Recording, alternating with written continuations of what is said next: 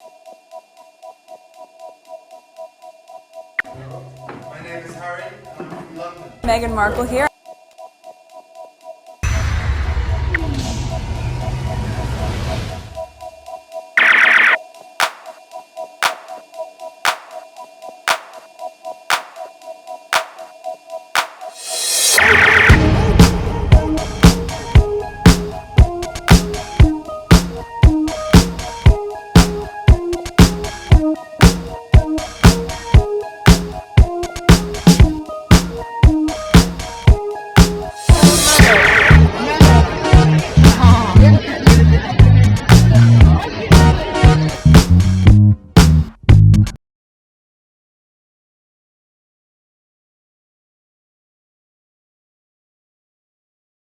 All right, today is June 22nd, 2026. It is 5:08 a.m. So if I stay on the internet going through Twitter, I'll be there forever because I had a list already and I decided to add to it, and I'm staying too long on the computer on Twitter. So this tweet is a tweet that I skipped in one of the recording I did the other day. All right, so let's listen to this. Prince Harry will return to Britain with his family for the first time in more than 4 years to attend an event promoting the one-year countdown to the Invictus game. Oh, while I have that, I just found out Keir Starmer, I think, resigned. Let me go get that. You know what? I'll let this video play, and then while it's playing, I'll switch some videos, tweets. A minute and 18 seconds. This is old. Morning friends, happy Thursday. How the heck you doing? And the will they won't they game has started yet again in the media, this time led yesterday by the Telegraph, which is actually a fairly reputable news and media outlet in the UK. Will Harry and Meghan come to the UK together? Will they bring the children? This has hit the top of the newsreels, as anybody would expect, because the press will be obsessed with trying to get full facial photos of the kids. Absolutely off the scale interest in this story for obvious reasons, and it's pushing any non-working taxpayer funded royal news of them all out yesterday at Ascot, yet again on the public's dime, not really working. It's pushing all that shizzle away from the headlines. My advice to Harry and Meghan is not to bring the children. I don't think the UK is an appropriate and safe space for them at the moment, particularly with all the security debacle that's going on. I don't think those children need to be anywhere near any members of that non-working family. I just don't think they're appropriate, and I don't think they're nice people. My opinion is not important. Yours is. Comments are open. Tell the world what you think. Okay, this video is old. For some reason, I skipped it in one of the videos that I did the other day. All right, so while I was searching to add more to my list, I came across this from the UK. This is recent, as early as today. I think it was posted like, let me pause. I don't know. I think a minute or so. Maybe 10 minutes or so. Keir Starmer appears to be on the verge of tears at the end of his resignation speech. Okay, I didn't know that's what was happening, but let's listen. It's 31 seconds. And yeah, there's a lot going on. I don't even want to go further because there were some images that I saw. It's heartbreaking. Let's listen. Important job. Being the best husband I can to my fantastic wife, Fig, who has been a rock by my side through good times and bad. And being the best dad I can to my beautiful children, who are my pride and my joy. Thank you very much. Okay, so I'm gonna pause for a second.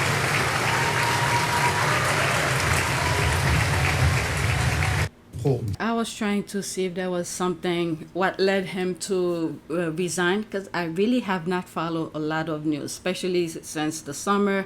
My birthday just came. I was completely trying to stay off of the internet. So I'll know more later what's going on, why he resigned. Okay, so over the weekend, yesterday, Sunday, was Father's Day.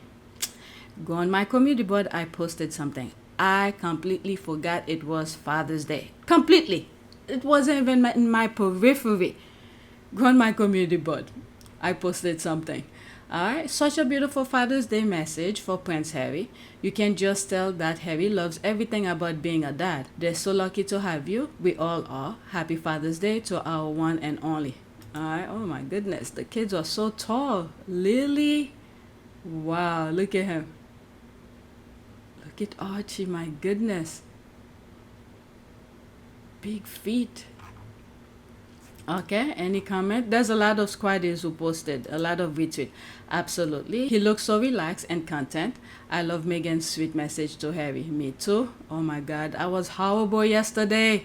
I forgot it was Father's Day. Completely forgot. And there's some belated Father's message I need to send to my husband, brothers, people. Oh my God, I'm horrible. Love it. Okay, I've stumbled on some nasty comment. Let me leave that alone. All right, so let's go to the next tweet. There's a lot to share with you. And I think someone turned this into image. Yeah, there's that. There's no caption. Ballerina, Lilibet. There's Archie. Okay, just so beautiful. Love it. Happy Father's Day, Harry, Daddy Harry, and their precious children. We. All right, so that's that. Let's go to the next one. When is Father's Day in the UK? Is it the same day as the US? British media run a protection racket for the royal family.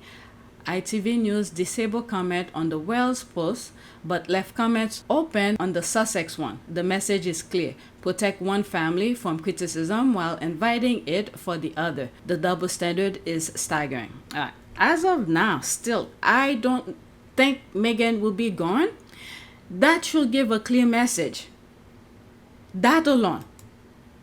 Alright, Prince William called best papa in the world as family mark his 44th birthday. When is his birthday? Okay, Harry beams and Archie wears England top and Meghan's Father's Day post.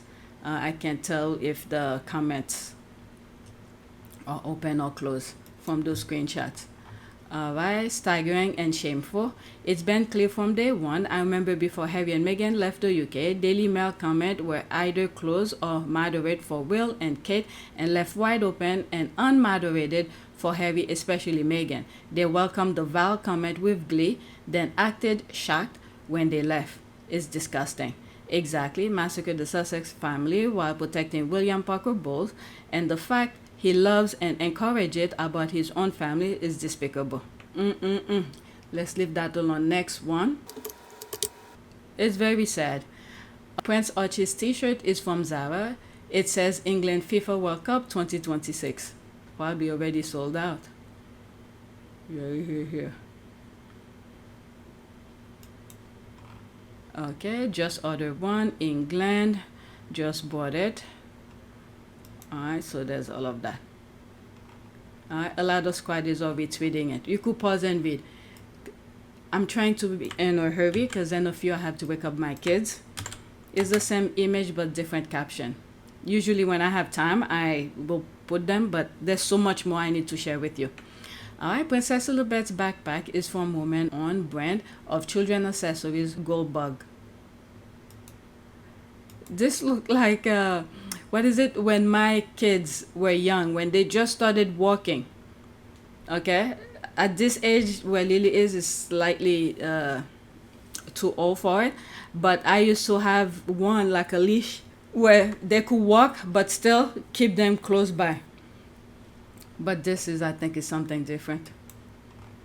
Alright, she's a trendsetter. She's outgrown the harness, but thinks she kept the giraffe backpack attached because she likes stuffies. Today is World Giraffe Day. I love this. Oh, I mean, if I could forget it's Father's Day, what the hell will I even remember today is Giraffe Day? Probably sold out by now, lol. They're about to sell out, adorable. My son had a lion backpack. Yeah, I think it was a bear when my kids were young. I only bought one. Once my oldest was outgrown it, I saved it because I knew I wanted another child, and then I used it for my youngest. Alright, next tweet, that's JTB. The thing about Meghan, Duchess of Sussex, is that she already survived what will have broken a lot of people. That kind of resilience creates a level of peace that criticism can't touch. Unbothered is earned. That's for sure. I mean, JTB always have the perfect wordings. She is unbothered, not in the loud way, and the way that has been sharpened by everything she has already survived. And we need to keep on praying, because those evil people, my God, they just don't know how to mind their own business and leave people alone. Exactly, she survived the unsurvivable at that point, and shit can phase you. And now she thrives. Love her. Indeed, may the Heavenly Father continues to lift Meghan up and bless her family. Oh Lord, this is what I'm saying. They freaking don't know how to mind their own business and leave people alone. God, baggage for you. Oh my God. All right, let's leave that alone. God help us. God help us. God help us. Next tweet. All right. To all the dads out there, happy Father's Day. Nothing we do is more fulfilling. Such a loving family. Look at President Obama. Is it the youngest is Sasha, right? She has more of a feature of the mom, and the oldest has a feature of President Obama. Oh my goodness. Come on. I need to hurry up. All right, I'm just gonna read these two. Bottom up. Happy Father's Day to the best president America ever had or ever will. He's saying it's 2 minutes and 20 seconds. Dear at Barack Obama, my mother, who met my father in the service, was bowled over when you personally answered her letter. She was beyond impressed by you and felt the need to tell you so. My late father would have been right there with her. Thank you for making her day. Oh, that's nice. This is the image and the letter. That is nice. Wow. Time is something. Time. Okay, so this is the Obama Center, the library. All right, that's a video. All right, the home court at the Obama Presidential Center. Home court is a 60,000 square foot athletic and event space designed to strengthen the entire community and motivate people of all ages. It offers programs inspired by President Obama's belief in the power of sports, mentorship, and connection. Now I have a reason to go visit it. This reminds me, not the Guggenheim. Yeah, the ramp reminds me of the Guggenheim Museum in Manhattan. That museum is like a ramp. You go around as you going up, or whichever, up or down, is a ramp throughout, and you get to see the displays. And behind there, it reminds me, if you go Central Park, what's that, Metropolitan Museum? From the back, it looks like that. Not here, but when you look at the side of the building, yeah, that's what it reminds me. All right, let me pause for a second and search what I was looking for. Okay, so this is the Guggenheim Museum in Manhattan. All right, let's pick an image. All right, let me see if there's a bigger.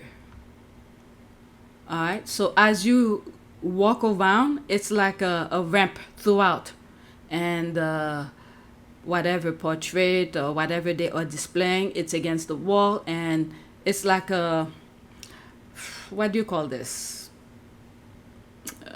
I can't even think of the word because I'm trying to hurry up. Yeah, it's like the Guggenheim Museum, the ramp. You see, you walk around, you get to see the images. I went there once. I wanted to take my kids. Maybe this summer I'll take him again. I'll go again. Next tweet, back to this. Again, Obama Center, the library. There's no comment on that one. Okay, Obama's Presidential Center is a reflection of how a secure and confident, emotionally intelligent leader conducts himself. Notice how almost everything inside Obama Presidential Center bears someone else's name. the Eleanor Roosevelt Garden, the Nancy Pelosi Pavilion, the Nelson Mandela Sky Dome, the Anne Durham Water Terrace. The list goes on. Real leaders don't feel diminished by sharing the spotlight. There's a YouTube video that I saw. It looks like it's not an architect. He did say his profession. He studied certain type of design kind of thing, and he explained. Let me see if I could find it. I find it and I'll let it play for a little while. But the link is in the description. Okay.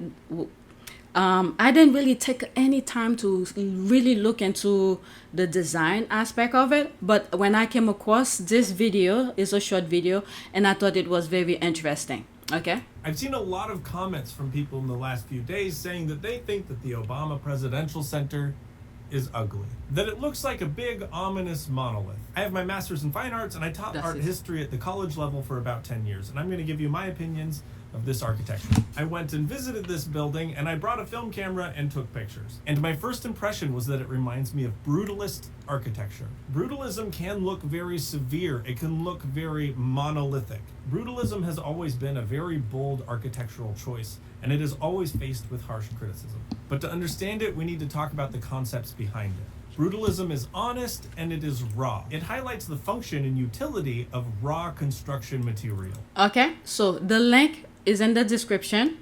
You guys could go check it out. Okay, I can't even share the video properly anyway, so go check it out. And I thought it was good, while I'm sharing this tweet, I thought it was good to mention that particular short video. There's so much things out there, so many videos. It's unbelievable. Some are stupid videos, but there are some people who's putting good information out there. That particular YouTube video is a good one. So there's this here. This is a LOL. America's greatest president, Barack Obama, always had a wonderful sense of humor. Again, this will be screenshot in between. It's only 24 seconds.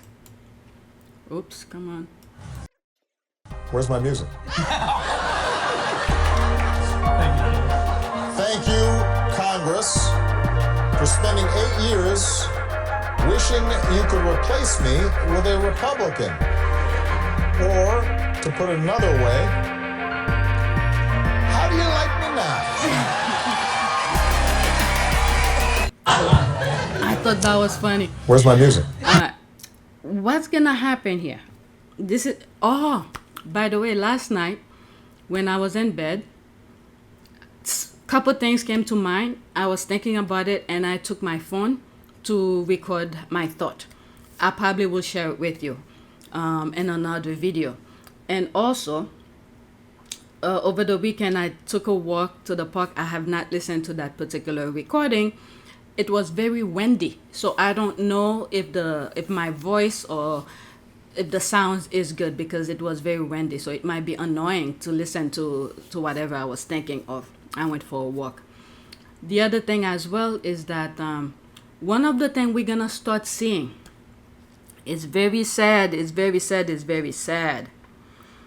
God forgive me, but I'm gonna share it with you.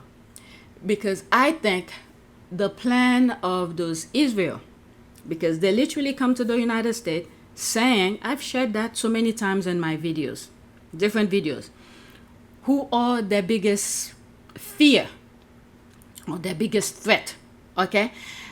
Their plan was to make Americans go against each other. That plan is not working. The first phase of that was when Trump got in office, trying to create animosity between groups to get African American out protesting. And then once African American out there protesting, and then he will do his martial law. That did not work. So they do different tactics to get people. Whatever it may be, it's not working. As a matter of fact, the recording that I did yesterday, the thought that came to mind, it's in one of my video. It will be in a different video. Is that Israel, they really want American to go against each other. That plan is not working. So after the President Obama's Juneteenth and the opening of President Obama's library, So many things coming out, it's changing people's mind. There's a slight shift that's happening. Even MAGAs who did not like President Obama, all of a sudden things are popping out, similar to when Michael Jackson's movie came out. Michael, you're seeing different videos from old days, things, information about Michael Jackson that made people, just mesmerized, and the truth about things that were happening where the media was trying to frame him. A lot of things came out. So that shift that just happened here this week is after President Obama's library was open, and it opened people's mind, eyes, and whatever, their senses. So their plan is not going accordingly. They even came over here in the US to tell people how bad. Video of the Israeli government holding a private convention here in the United States. One of the people in attendance at this secret meeting was Judith Varnai Shorer. She's a former Israeli consul general who was operating out of Atlanta. She was one of the main people saying that the biggest problem that they had was young black people in the United States. But don't worry, they've got some black leaders on the payroll. The major problem of Israel is with the young generation of the black community. This was an Israeli government official who was saying this, not some low-level operative or some rogue member of their diplomatic corps. This was a senior member of their administrative government who was saying this on American soil. Their biggest problem wasn't Hamas or Hezbollah or the Palestinian Authority or Syria or even Iran. She said that Israel's biggest problem was young black people in the United States. African American is the only group that took that freaking bait are Asians and some Hispanic. I don't know when they're gonna get it. They took that bait, but African American are holding back because they know the system of white supremacy. All right. So these things that they were planning is not working, and midterm election is gonna come. So they realize that they're gonna lose. In my humble opinion, I'm not going full-blown 100% with what I'm saying here, because sometimes it seems like once these people get in the voting booth, they forget reality, especially after the 2024 election. But what I suspect is that the Republican, the Trumpism type of people, whatever they're doing in the Middle East, they're gonna wrap it up even more, because the way the US is going, it's not going according to their plan. They wanted more division within the US. Even white people are speaking against some things that are going against African American. So this is not what they want. Okay? They wanted more white people to speak against African Americans. All right? So that's that. Let's go to the next tweet. Copy. I almost skipped it. All right, so there's some information. Okay, this might be by itself. It's about Haiti, the legacy of Haiti.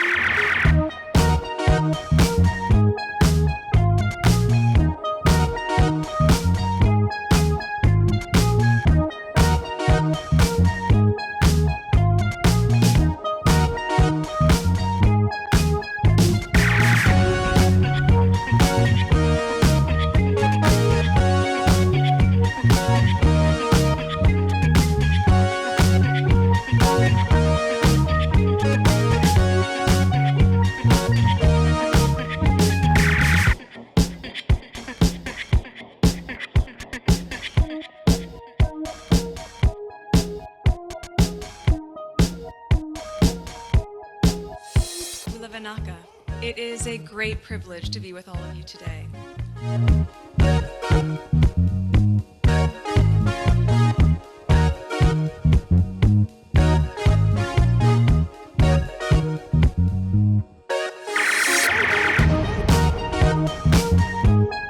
You know, we ask for forgiveness and please come back.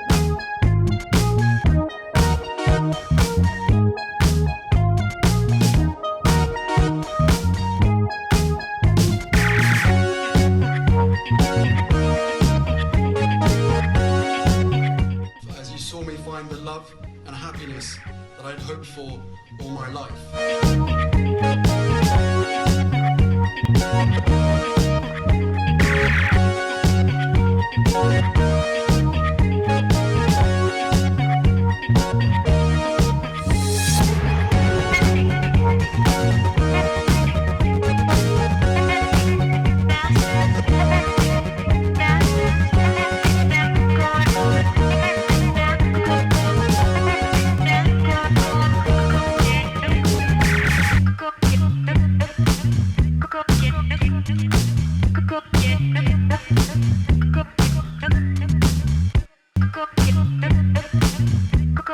You are all in this together.